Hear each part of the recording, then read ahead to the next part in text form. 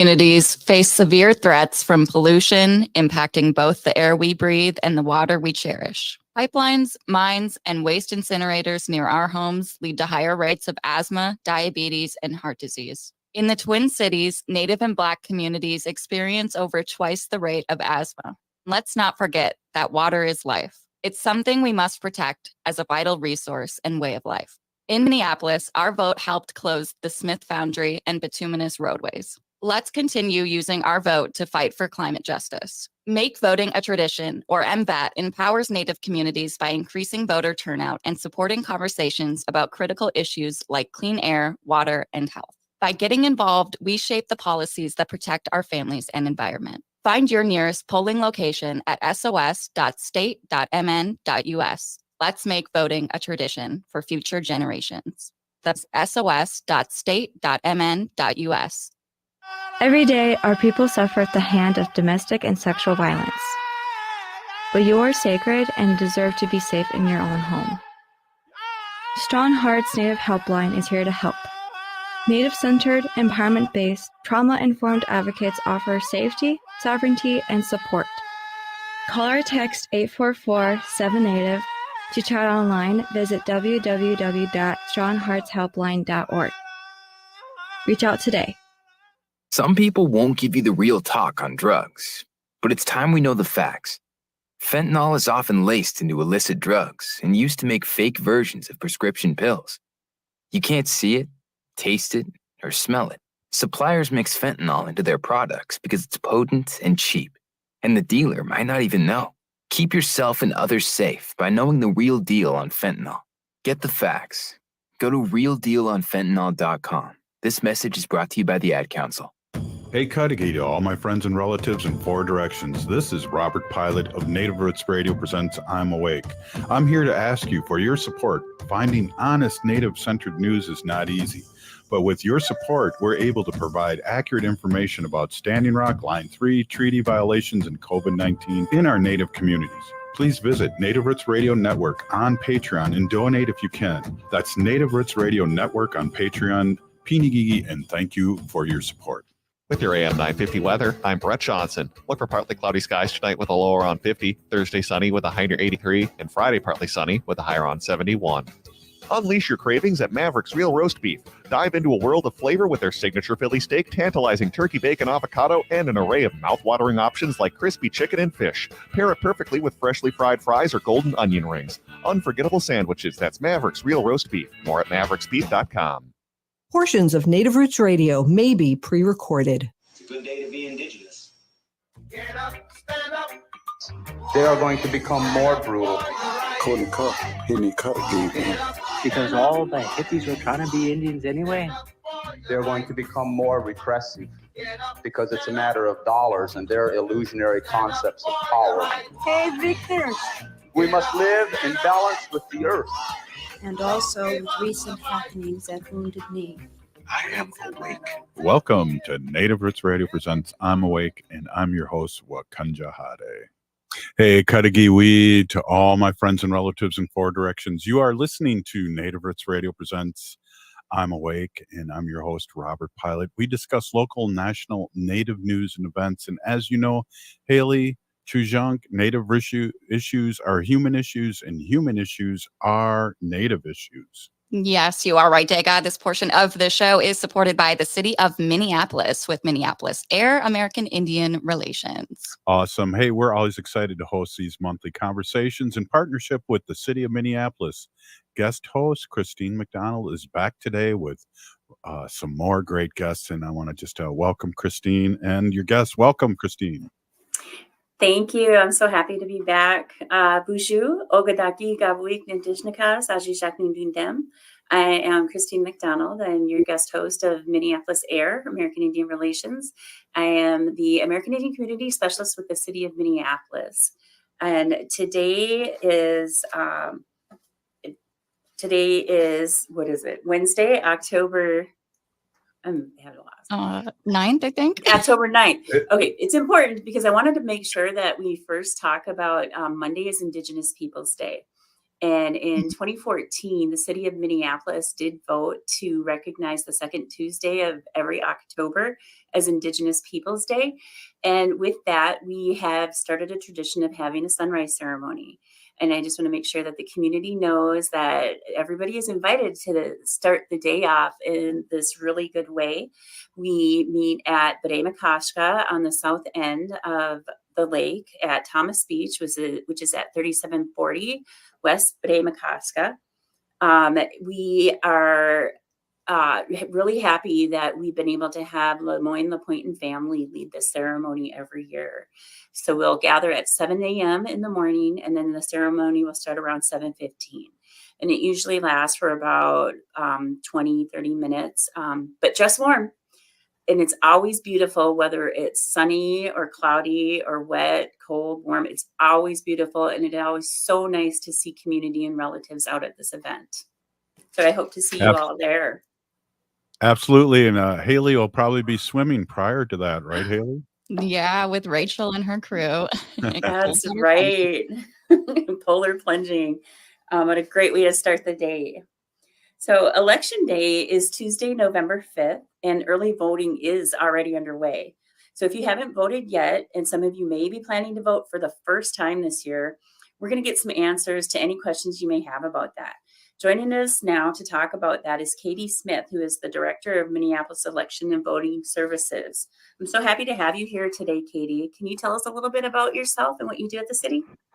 Oh, thank you so much for the welcome. My name is Katie Smith. I'm the Director of Elections and Voter Services here for City of Minneapolis. So we're the division of the city that's responsible for running all of our elections, whether that's our municipals or whether that's this year's presidential election. If you're voting and you live in the city of Minneapolis, that's our division that you're interacting with. And we're doing all the behind the scenes work, getting everything ready to go out to the polls, tabulating the mail ballots. That's our team, and I'm really lucky and fortunate to get to be a part of that team here at the city. Before I worked here, I worked in Olmsted County in Rochester, Minnesota, also doing elections work. And not originally from Minnesota, I moved here from Illinois in 2017, so I am a happy transplant. I am so happy you're with us. Thank you. Can you tell us about this year's election and what's on the ballot? Yeah, it's a really important ballot this year. Might be familiar with the fact that the president and vice president race is on there, but there's a lot of other equally important races ranging from the school board, there's legislative offices, there's ballot questions, there's a constitutional amendment. My best advice, I'll give you one web address. It's vote.minneapolismn.gov. That's our web page. It'll link over to wherever you need to go. Whatever your question is, that's kind of your one-stop shop for anything elections. But if you go there, you can look and get a sample ballot, and that'll have an exact copy of exactly what your individual ballot's going to look like for your ward and precinct. So you can look at it ahead of time, make your plans for who you're going to want to vote for. There's even links on that page where you can link over to the individual candidates' web pages. So it's a good way before you vote to start early and prep and plan so you can make those selections. That's great. We're just now weeks away. Are there other things that voters should be doing now to be ready? Yeah, we talk about making your plans for how you're going to vote, but you should also make your plans for when and where you're going to vote. And there's still a whole lot of options for how you want to cast your ballot. That might be voting on election day itself, and you might want to go on and find your polling place. That might be voting early, and we have a lot of different options for voting early. Our main office is already open now. Starting on October 22nd, we're going to open up some additional satellite early voting centers. And then we also have a really cool new option to vote this year. There was some legislative change that lets us host one-day pop-up voting events across the city at different places. And they're just one day only. There's one we're doing on Wednesday, October 30th, actually, at the Little Earth of United Tribes. That's 2501 South Cedar from 11 a.m. to 6 p.m. But we do have 11 different ones of those. And again, that same web address, you can find the entire list of them to find one that works easy for you. And there's also still just plenty of time if you prefer to vote by mail to go ahead and get your ballot requested in that way as well. That's pretty exciting. I can't wait to see how those pop-up voting sites work, especially the one at Littler. It's a great way to get our community out early. Can you remind people just who is eligible to vote these days? Yes, so requirements for eligibility to vote include being a U.S. citizen, being at least 18 years old on election day. But if you are 16 or 17, you can pre-register. So you're already on the books whenever you actually turn 18 and can participate. You need to be a resident of Minnesota for at least 20 days leading up to election day, not currently incarcerated for a felony conviction, and not under a court order that revokes that right. And there was one really important change that I'll point out in that list legislatively as well, and that's the not currently incarcerated. That's a change from the old language. It is just a lot easier to understand, makes a lot more sense, and it restored voting rights to a lot of individuals. So basically now, if you're free, you can vote. So if you're not currently incarcerated, you can cast your ballot. So that means whether or not you're on paper or off paper, right, as long as you're not incarcerated at the moment, people are eligible to vote. Correct, yes. Okay, that's great. And how does someone vote by mail? You can apply online at the Secretary of State's website to get your ballot. If you don't have internet access, you can call 311. We can send you out a paper form. We encourage everyone to go ahead and apply right away. It gives you more time to make all your selections, give you ample time to get it mailed back to us. The recommended time, we say try at least to get your app in by October the 29th, but the earlier the better, because you want to have plenty of time for it to make it back and forth in the mail stream. It does have to be in by election day in order for it to be counted. It's due back election night when polls close at 8 p.m. That's also the mail voting deadline, so it has to be back to our office on time.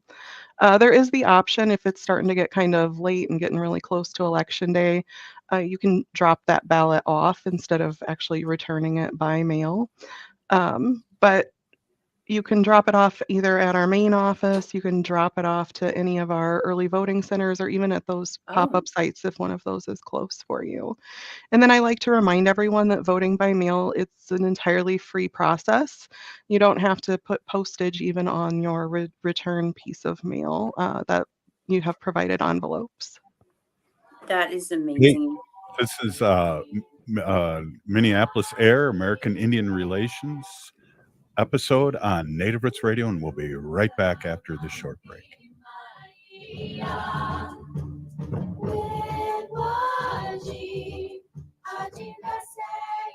We are your relatives. We are your relations. Brothers, sisters, sons, daughters. And some of us are your grandchildren. We are your community. Historically, we held places of honor and respect. Because of the impact of colonization, some of us are rejected, thrown out from family, friends, and community, set up as targets for sexual violence, sex trafficked, humiliated, tortured, and murdered. Everybody has the right to be safe. We are your relatives. Remember, homophobia is not traditional. Sponsored by the Minnesota Indian Women's Sexual Assault Coalition. Voting rights matter, and it's important to know where you stand. In Minnesota, if you're not currently in prison, you can vote, even with a felony conviction. For nearly 10 years, Make Voting a Tradition, or MVAT, has empowered Native American communities by increasing voter turnout and encouraging conversations about the issues that matter. Together, they're making sure every voice is heard and counted. Find your early voting location at sos.state.mn.us. Let's make voting a lasting tradition for generations. The city of Minneapolis is now on Native Roots Radio with Minneapolis A.I.R. A.I.R stands for American Indian Relations. Guest host Christine McDonald talks to people about important things affecting the city's Native communities. Minneapolis A.I.R dives into topics like public safety, public health, elections, and so much more. Tune in to Minneapolis A.I.R on Native Roots Radio from 5 to 6 p.m. on the second Wednesday of every month, right here on AM 950. Minnesota has the only original wolf population in the continental United States. And 80% of Minnesotans believe the wolf should be protected. Howling for Wolves is asking Minnesotans to respect our true wildlife manager, the wolf. Their survival is critical to our ecosystems, our communities, and even our economy. As highly intelligent animals with strong social bonds, Minnesota wolves deserve to be protected and admired. Learn more at howlingforwolves.org. Let's live and let howl. Howl!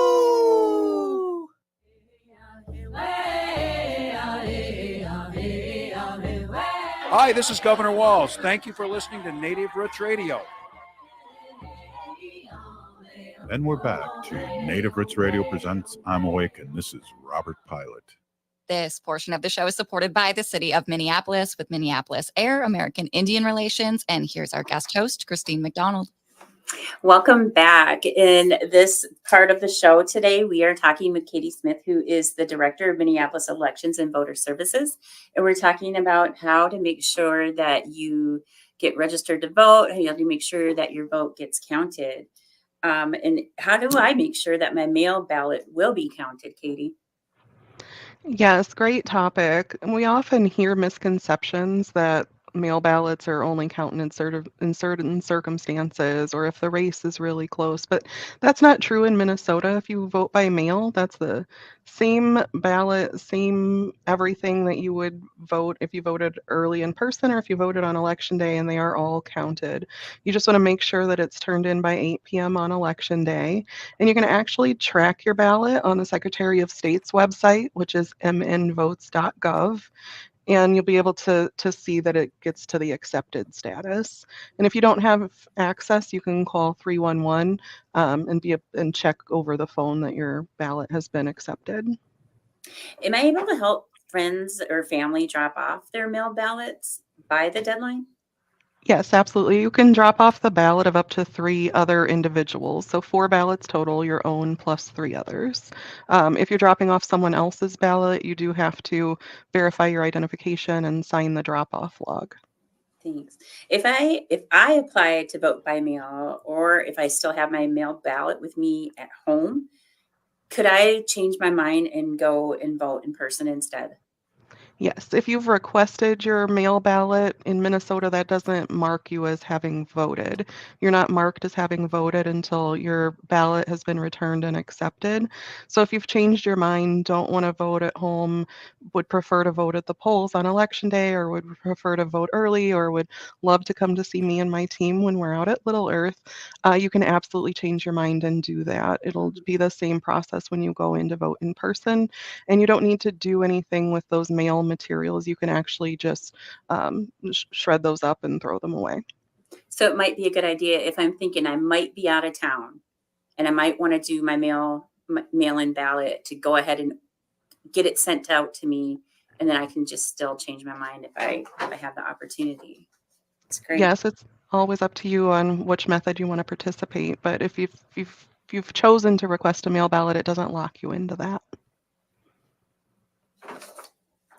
So if what are my options if I don't want to, or if it's too late to vote early by mail? What could I do? Yeah, so you'll still have the options of voting at the Early Vote Center. We're open here at 980 East Hennepin at our main site. Or like I said, we're going to have some additional sites opening up. We'll do some extended hours. We'll have some weekend hours.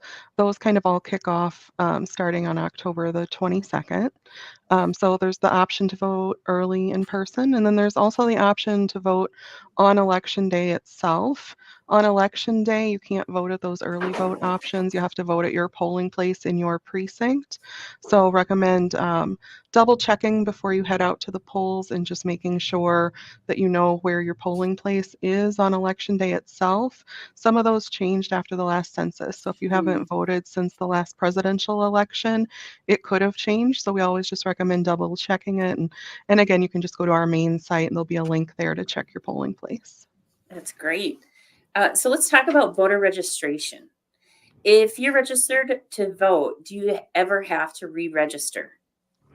Once you've registered, you never have to re-register again unless you have a change of your name, or if you move, or if you don't vote at least once during an election cycle, and an election cycle is that entire 4-year cycle. And if so, then you would need to re-register. You can do that online. You can register online through next Tuesday, the 15th, to pre-register, or you can actually register when you're voting as well. If someone doesn't need to register or update, if they do need to register or update the registration, what do they do? How do they do it? Yes, so like I mentioned, that pre-registration deadline is October the 15th. So ahead of then, you can actually go online and register to vote online. If you need to register while you are voting, Minnesota is an election day registration state, and that applies to early voting or voting on election day. And you can actually register when voting by mail, even as a part of that election day registration process. You will need to bring a proof of residency with you. There's a full list of those that are listed out on our website, so recommend checking that just to make sure you know what you're bringing with you. And those could be things like valid identification, so a driver's license, a photo ID, or a tribal ID card that's current and valid and has your photo and your address on it. If you don't have that, you might have I know some of the tribal ID cards don't have the address, but you can pair that with certain bills. Or if you have maybe a driver's license, but it's expired, you can still use that, but then you'll have to bring one of those other bills with you. And that full list of all of those options is listed out on the website. So I remember a few years back, we were getting people to vote. We were kind of sitting outside in Little Earth, and have they voted yet? Do you know where to vote? One of the options was if they weren't registered, they could have somebody vouch for them. Is that still an option? Yes, there's 7 different options. That's one that I Okay. didn't mention in there. It's listed out on the website. But yeah, someone else who knows you that lives in your precinct, as long as Okay. they're registered or they can register without a voucher, they can vouch for you, saying, I know this person and that's where they live. Okay, great.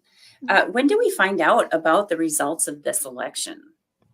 So after the polls close on November the 5th, all of our results from in-person voting will get merged together with all of our votes from early voting and mail voting, and those will be an unofficial vote total for each of the precincts. Those are going to be posted on the Minnesota Secretary of State's website, that mnvotes.gov address. So you can see the results locally start coming in there. And some people I know are probably going to need assistance with voting. What can they do? What are some options for them? Yeah, so you can bring anyone with you except an agent or your employer or your union, and they can be your assistants. And they can help through any part of the voting process, whether that's moving around in the polling place, whether that's in the voting booth helping you to mark your ballot. We also have ballot marking devices, should you not be able to hold a pen or should you choose to use that method. And it's got a lot of cool features. It has Braille, it can read the ballot aloud via headphones, and then after you mark your choices, a printer would fill out your ballot on your behalf. Of course, we have poll workers that are there that can help to assist. If you can't enter the polling place because of mobility or illness, we also can bring the ballot out to you through a process called curbside voting. And then we have a lot of bilingual poll workers, and we have a lot of our materials that are translated. You can also bring a bilingual assistant with you as well. So if me or somebody run into problems voting, what do we do? Who should we call? So every polling place has someone who's designated as the head judge in that polling place, and effectively they're the supervisor of that polling place, and they have extensive training. They attend extra classes with our office. So your first thing would be to ask to talk to the head judge, and hopefully they can help to resolve any problem. If you've left the polling place already and want to talk to someone or something didn't go as planned, contact Minneapolis 311. They can get you directly in touch with me here at my desk. Okay. And then I know Minneapolis moved to ranked choice voting. Is there going to be ranked choice voting in this election? There's no ranked choice voting this year. That's only for our municipal seats, and you won't see any of the municipal seats on this ballot. That'll be next November in 2025. Okay. And then do you have any final advice for people as we head towards Election Day? My biggest piece of advice, just to reiterate again, is to have a plan. There's still plenty of time, no matter which method you would like to participate in, whether that's voting early by mail or on Election Day. Depending on how you like to cast your ballot, just make a plan and be prepared. And then I know it probably is a little bit late this year, but what about people getting involved in the voting process? How do you find people to work at the polls? Yes, we are fortunate that we are fully staffed this year, but we need election judges every year, not just this one election. So on our website, vote.minneapolismn.gov, there's also a link where you can sign up to be an election judge. And those are the people that you interact with when you go to the polling place. It's the person that checks you in, the person that gets you your ballot. Everyone's favorite position is the person that gets to give you your sticker when you leave. It's everybody's favorite thing. But we're always looking for individuals, definitely always looking for individuals that have any sort of bilingual skills. What are some of the things that they do? So some of the roles of the election judge would be the person that greets you when you enter, makes sure that you're at the correct polling place. They're the person that's using the electronic poll book to look up your name and address and check you in or help you register if you're not already on the list. They get you your ballot, make sure you're getting issued the correct ballot for where you live within the city. They can help you if you need help in marking your ballot or getting set up with the assistive voting, and help you with maneuvering throughout the polling place. And then there's other roles too. The more you get involved, you can move up and work as one of those head election judges, so like the polling place supervisor. And there's really similar positions in early voting as well.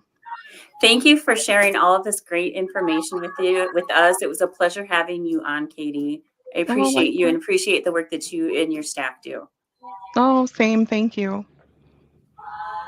Hey, we'll be right back. You're listening to Minneapolis A.I.R on Native Roots Radio. As we age, it's important to invest in our health and to help protect it. Like the flu, COVID-19 is always changing.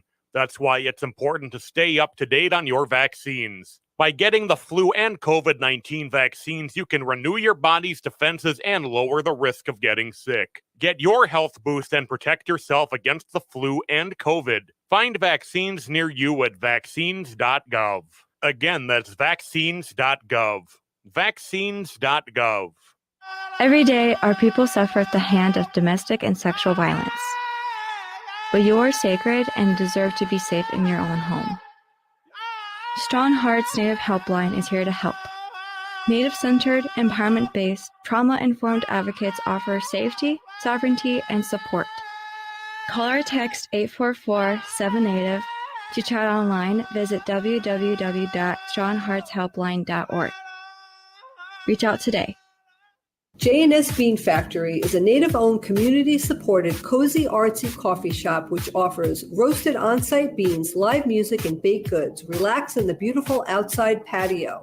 City Pages writes, voted top 10 coffee shops. Tucked into a quiet corner of St. Paul's Highland Park neighborhood, this coffee shop roasts beans on-site from the best coffee-growing countries in the world. Located at 1518 Randolph Avenue, St. Paul. The good stuff. The city of Minneapolis is now on Native Roots Radio with Minneapolis A.I.R. A.I.R stands for American Indian Relations. Guest host Christine McDonald talks to people about important things affecting the city's Native communities. Minneapolis A.I.R dives into topics like public safety, public health, elections, and so much more. Tune in to Minneapolis A.I.R on Native Roots Radio from 5 to 6 p.m. on the second Wednesday of every month, right here on AM 950. AM 950, the progressive voice of Minnesota. Minnesotans age 65 plus might qualify for Health Partners Minnesota Senior Health Options. The plan includes personal support, coverage for medical, prescription drugs, and dental, plus over 30 extra benefits. Eligibility information is available at healthpartners.com/oneplan. Health Partners is a health plan that contracts with both Medicare and the Minnesota Medical Assistance Medicaid program to provide benefits of both programs to enrollees. Enrollment in Health Partners depends on contract renewal. Fame, fortune, family. It's all on the line in the Lehman Trilogy on stage at the Guthrie Theater as three brothers transform their humble family business into a world-renowned finance firm. Spanning 170 pivotal years of American history, this compelling portrayal of the real-life Lehman Brothers follows the rise and fall of their family dynasty. Will the rewards outweigh the risks, or will their legacy crumble under the pressure? Don't miss the Lehman Trilogy at the Guthrie, September 14th through October 13th. Tickets at GuthrieTheater.org. Hi, I'm Rachel Shamblatt. My dad is Dr. Scott Shamblatt from Shamblatt Family Dentistry. A lot of people are afraid of the dentist, but you don't have to be. My dad makes going to the dentist comfortable and even fun. He won't be mad if you haven't seen a dentist in a long time. He just wants to take care of you and your teeth. If you don't see my dad, please see another dentist. Take care of your teeth because they're the only ones you get. Shamblatt Family Dentistry in Hopkins and St. Paul. Find them online at shamblattfamilydentistry.com or call 1-800-FIX-MY-TEETH. With your AM 950 weather, I'm Brett Johnson. Look for partly cloudy skies tonight with a low around 50, Thursday sunny with a high near 83, and Friday partly sunny with a high around 71. Savor the excellence at Maverick's Real Roast Beef in Roseville. Elevate your taste buds with their range of sandwiches from the savory Philly steak to tempting turkey bacon avocado. Explore crispy chicken, fish, brisket, and pulled pork options. Check out mavericksbeef.com or visit them off Lexington in Roseville. That's Maverick's Real Roast Beef. Hi, this is Representative Sharice Davids from Kansas. I'm Ho Chunk, and you're listening to Native Roots Radio. And we're back to Native Roots Radio presents I'm Awake, and this is Robert Pilot. This portion of the show is supported by the City of Minneapolis with Minneapolis A.I.R, American Indian Relations. And here's our guest host, Christine McDonald. Welcome back. I'm Christine McDonald. I am the American Indian Community Specialist with the City of Minneapolis. And for the second half of our show today, we have our next guest, the city's new Arts and Cultural Affairs Department. Ben Johnson and Mary Altman are with us. Can we start off by having you guys introduce yourselves, tell us a little bit about who you are and what you do for the city? Sure. First, I want to say it's such an honor to be part of the radio show today. So thank you so much for the invitation. We're huge fans of Christine. So thank you on behalf of the Arts Department, Arts and Cultural Affairs Department. So I'm Ben Johnson, and I'm relatively new to the city. I started in March of 2023. Prior to that, I am from Minnesota. I was born and raised in Minnesota, in southern Minnesota. And I had stints at the Ordway Music Theater, and then I moved to Detroit for 13 years. I came back as the director of Northrop Concerts and Lectures at the University of Minnesota, and then went to Los Angeles, where I worked for both the city of LA and the city of Beverly Hills. And I'm really just thrilled to be back in Minnesota now. Yeah, I can't believe it's already been a year, more than a year and a half. Over a year and a half. Great. Yeah, it's been so great to have you with us. Thank you. Mary. Yes, I'm Mary Altman. I've been with the city since 2001, so a long time. Hi, Christine. Hi. And I lead the public art program and have done so the entire time. I have one of the best jobs in the whole city. Yeah, I think you do. It's pretty fun working with you guys. So can you tell us about what the Arts and Cultural Affairs Department is? It's pretty new to the city. Yeah, so it's a new department as of 2023. And what I like to tell people is that our job is to deliver cultural services to everyone who lives in Minneapolis, and then find opportunities for artists that live here or who want to work here. When our department was formed, they placed two other areas under the brand new department. One was the Office of Arts, Culture, and Creative Economy that was renamed Public Programs and Grants. And then we have our Public Arts division, and Mary has been the steadfast steward of that for many years. An incredible job.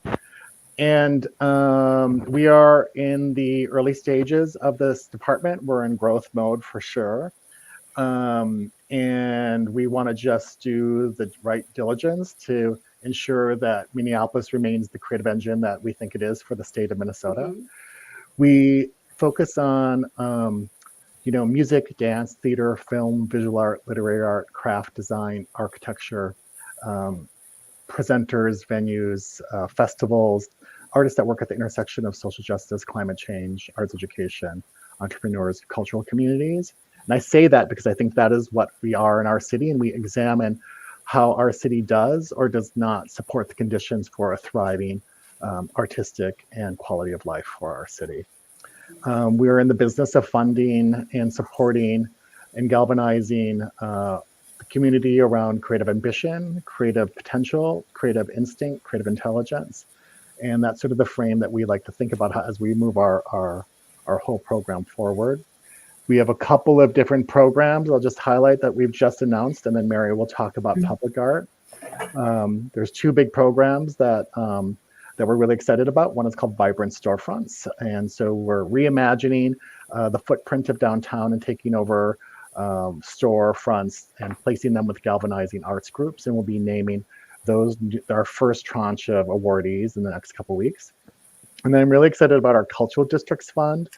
This is a brand new program for the city as well, where we're funding the 7 designated cultural districts. And these funds help support an ambassadors program, support new festivals and existing festivals and cultural spaces so they're not displaced. And then also just really leaning into the most creative artistic ideas through arts activations. And then also, I think it's really worth noting that we had our inaugural poet laureate this year, and she is Hyde E. Erdrich, who's Ojibwe. And so we're just thrilled with her, and her term will come to an end in December, and where she will gift us the very first ever poem for the city of Minneapolis at the Minneapolis American Indian Center on December 5th. That's exciting. I just want to mention that she was my first guest on the show. So. Oh, that's great. That's great. I will pass the torch to Mary to talk about the public art program. So the city's public art program, unlike the department, has been around for a long time, since the mid-1980s. And we have commissioned over 100 works of art during that time. The program has 3 basic components: new commissions by artists, and at any given time we're working on about 12 new commissions in the city. We also have a collection of 100 works throughout the city and neighborhoods and downtown, and we maintain those works and educate the public about them. And then also we manage a process for approving outside requests to put art on city property and on city streets. Can you tell us who is the Minneapolis Arts Commission? Yes, so the Minneapolis Arts Commission has actually been around for 50 years, so longer than the public art program, and they actually started the public art program.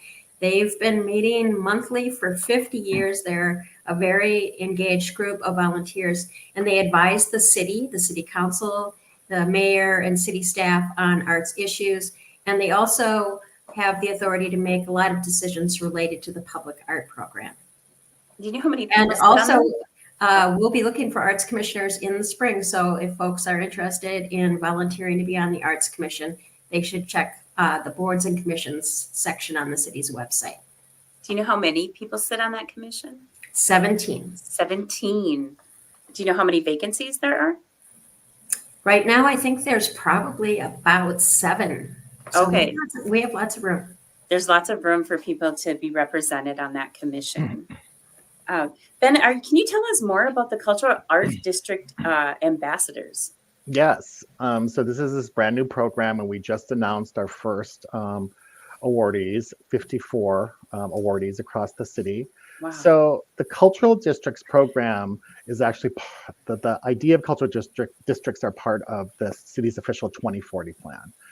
And there are 7 designated districts, and East Franklin is one of those districts. And so for each district, we have this Cultural Districts Arts Fund. And the fund has 3 primary programs. One is this ambassadors program. So for each district, we select one person. Someone proposes, and then we select them. And I'm really thrilled to say that Lydia Forehorns of Two Rivers Arts Gallery is the ambassador for the next year. So the role. Congratulations to Lydia, yes. So Lydia's job is, and all of the ambassadors' jobs are, to identify all the arts and cultural organizations and artists and community groups within the neighborhood and just coordinate a quarterly gathering.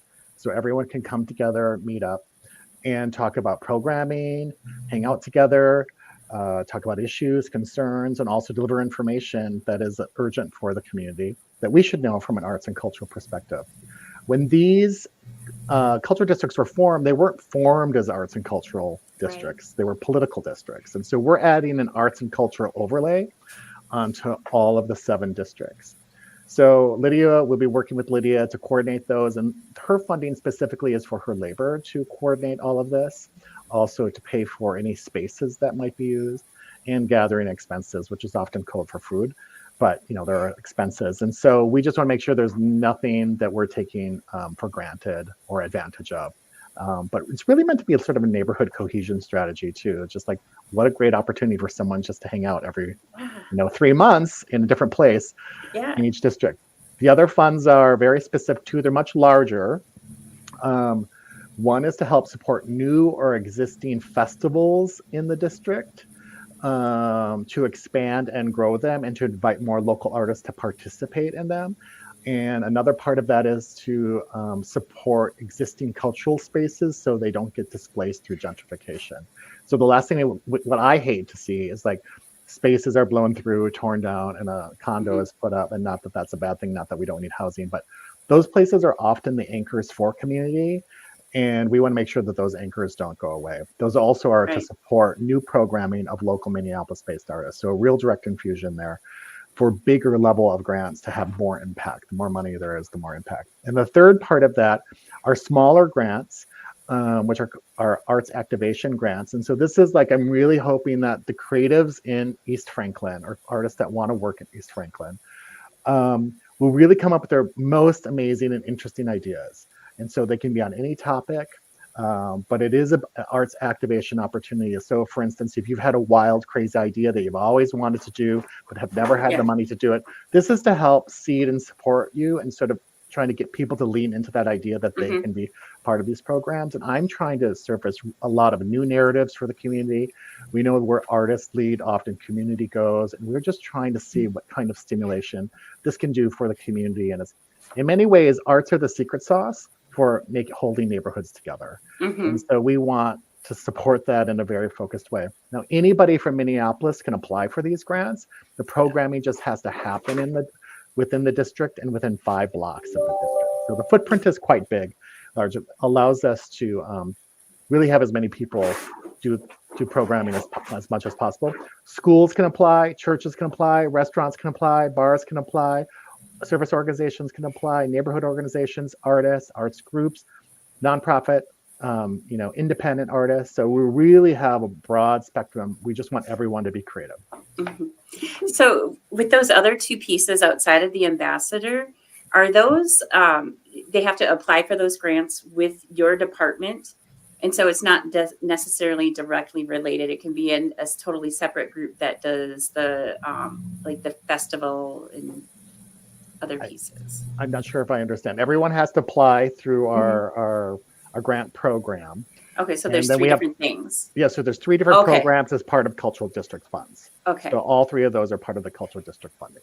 Okay, that's super exciting. I can't wait to see what kind of festival or music fest, something that happens along Franklin Avenue. We had one there a number of years back, and we just didn't find the way to sustain it. Often it comes down to money. Yep, and that's what it was. Yep. So here we hope.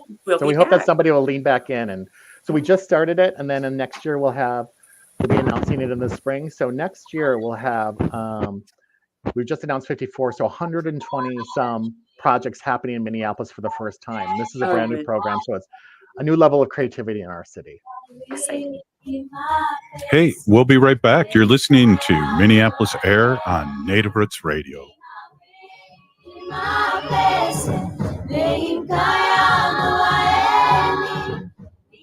Every day, our people suffer at the hand of domestic and sexual violence. But you are sacred and deserve to be safe in your own home. Strong Hearts Native Helpline is here to help. Native-centered, empowerment-based, trauma-informed advocates offer safety, sovereignty, and support. Call or text 844-7NATIVE. To chat online, visit www.strongheartshelpline.org. Reach out today. The Minneapolis Institute of Art is featuring the art and legacy of Jody Falwell, a groundbreaking potter from Cabo Owinga, New Mexico. Over the past 50 years, Falwell has revolutionized Pueblo pottery and native art by weaving in personal, political, and social stories into her pieces. Her exhibition titled Opawa Omung shows the incredible range of her work and the impact she's had on both native and contemporary American art. You can check it out at MIA through January. For more info, visit artsmia.org. Indigenous communities are on the front lines of air pollution. Pipelines, mines, and waste incinerators are often built near our homes, harming Mother Earth and our health. The result? Higher rates of asthma, diabetes, heart disease, and other serious health problems. In the Twin Cities, air pollution disproportionately affects Native and Black communities. Indigenous Minnesotans, especially in the metro, experience over twice the rate of asthma compared to white Minnesotans. This pollution affects our quality of life and the future of our children. In Minneapolis, our vote helped close the Smith Foundry and bituminous roadways. Let's continue using our vote to fight for climate justice. Make Voting a Tradition, or MVAT, empowers Native communities by increasing voter turnout and supporting conversations about critical issues like clean air, water, and health. By getting involved, we shape the policies that protect our families and environment. Find your nearest polling location at sos.state.mn.us. Let's make voting a tradition for future generations. You're listening to Native Roots Radio. This is Spirit from Reservation Dogs. Get up and listen.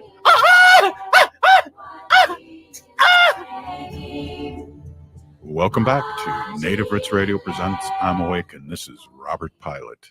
This portion of the show is supported by the City of Minneapolis with Minneapolis A.I.R, American Indian Relations, and here's our guest host, Christine McDonald. Welcome back, and thank you for joining us. In this portion of the show, we have our friends from the city's Arts and Cultural Affairs Department, Director Ben Johnson, and Public Art Supervisor Mary Altman. Mary, can you share with us how Native artists have been involved in public art in the city of Minneapolis so far? Sure. So we have a number of artworks that have been designed by and created by Native artists in our collection. I'm going to just feature a few. One is called Protecting the Generations, and it's by artist Marlena Miles, who many people know. This is one of 17 artworks that's in the city's new public service building. And the public service building is at 505 5th Avenue South. This artwork is actually on the Skyway, so you can see it if you're going through the Skyway. And it spans 6 interior windows, which feature Dakota words and values, and also flora and fauna from 6 regions of Minnesota that are important to the Dakota people, including Wedowanagi or Spirit Island and Pipestone. We also have a work on the 10th floor of the building by artist Rory Wakemup that is called Anangwaka, and which means there are many stars. And it's an artwork that resembles the night sky. It's an illuminated lobby ceiling, and it's inspired by water and the sky. It has glowing, reflecting lights that reflect in a mirrored plastic material called polycarbonate. And it portrays, and they blink on and off, and it really looks like twinkling stars. The relaxing environments of flowing water and night sky connect us to the ethereal world and our understanding of the multi-universe, Rory says. And so this artwork seeks to create a similar experience for city workers in the building who have stressful jobs. And so it's a nice, tranquil peace and respite for city employees and other visitors. We also have an artwork. If you go to the sunrise ceremony, you can go see it on Bade Makaska, called Zaniyan Utotka, which means brave change, which is by Mona Smith, Sandy Spieler, and Angela Two Stars. This artwork is on the south shore of Bade Makaska, and it honors Hayata Atunwe, a village that was on the lake in the mid-1800s, and the Dakota people that lived there, including Mapio Chastow, who is also known as Cloud Man. The artwork features a steel railing along the walking path on the lake, and that the railing features the 3 sisters of corn, beans, and squash, as well as other animals and images of Native people. The work also includes stamped images in the pavement of the walking path itself of animals and plants that are important to the Dakota people, and the words of those elements in Dakota language. And Hayata Atunwe is the location where the Dakota language was first written down. So those are 3 works to check out, and they're all on our public art map, and we'll be featuring the address for that map on the screen in a little bit. I just got to say, I'm so proud of you for pronouncing those Dakota words. I really appreciate that. I love that. Probably Dakota people are out there cringing at my No, not at all. I mean, for all the pushback that happened during the restoring of the name of B'dai-Makashka, just hearing you say those words, it means a lot. So thank you. Are there opportunities for Native artists in the coming months and years? Sure. So, of course, we encourage Native artists to apply for any public art project we have going on, but we do have 2 projects that are in sites that are important to Native people in Minneapolis. The first one is at Awamiyamni or St. Anthony Falls, and it's a large commission for an artwork to honor this sacred site to the Dakota people. And we will be posting a call for artists for that in early in 2025. Also, East Phillips and Cedar Field Parks near Little Earth and on Cedar Avenue have a public art project that we are just launching and in the planning stages. So folks who are interested could serve on the steering committee, and we'll be also launching a call for artists for that project probably in 2025. Can I just ask where people find that information? They can find them on the calls. Actually, if they go to the city's website and they put calls for artists in the search, they'll find the call for artists site. Okay. And I think I just went right into the next question that was how can people find more information about public art and the arts and cultural affairs around Minneapolis, not just those 2 projects that Mary just mentioned? Yeah, and as Mary just mentioned, the easiest way to find out the most information is going to the City of Minneapolis Arts and Cultural Affairs webpage. That will also direct you to another page called Minneapolis Arts and Culture. That's where you'll find most of the programs in the public programs and grants area. And we also have social media and Facebook postings as well as a newsletter. So we do encourage everybody to sign up for our newsletter. That is the best way to get new information. That's a newsletter that comes out once a month. We also post like other opportunities for all kinds of projects and programs and things that are happening in the community. And those are the primary tools, I think, to find out what's going on. Thank you. So are there any other things that either of you would like to share with our audience? Yes, I wanted to share that, just as the director of this new department, one of the things that is most important to us is centering the Native community, Native values, and Native culture. And so I hope that any Native artists or community members who are out there who are hearing this will really know that the City of Minneapolis, the Arts and Cultural Affairs Department, is taking our work really seriously, and we'll do everything that we can to center the Native community that lives here and the Native community that visits here. That's beautiful. There's just one thing that I wanted to go back and share about, and that is working with the City of Minneapolis and being in government. One thing when I started that I never foreseen myself really being interested in was, or understanding, was how you can take artists and help them partner with different people doing city business and finding creative ways to get residents and stakeholders and visitors involved in that public process. I just think it's really unique. A lot of things that people wouldn't find interesting, the creativity that the artists bring is just, it's amazing. I know one time we had something in our department when we were trying to engage people, and we created this thing that was called Chalk City. And so like we brought it out to different neighborhood meetings, community events, and then you would write a question on it. And then the people could take the chalk and write their answers down. And it's just the creativity in pairing that with city work really adds a different level of excitement and gets people really engaged and talking and walking up and saying, hey, what is this? What's going on here? So I just really look forward to finding those different opportunities and working with you guys. Well, we welcome that. Mm-hmm. So thank you for being a guest with us today. And I look forward to seeing you guys in our work. Hopefully I'll see you on Monday. Are you coming to the sunrise ceremony? Absolutely. Yes. 7 a.m. You going to do the polar plunge? No. No, you're shaking your head no. Maybe next year. Thank you. Well, Christine, great show as always.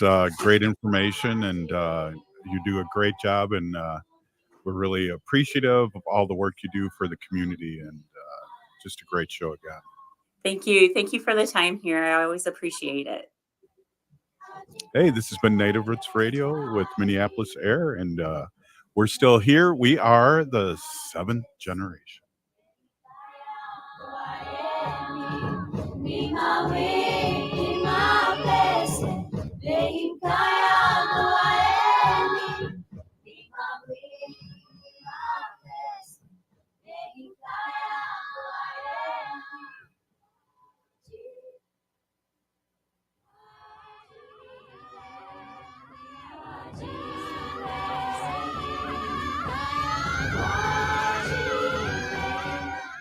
As we age, it's important to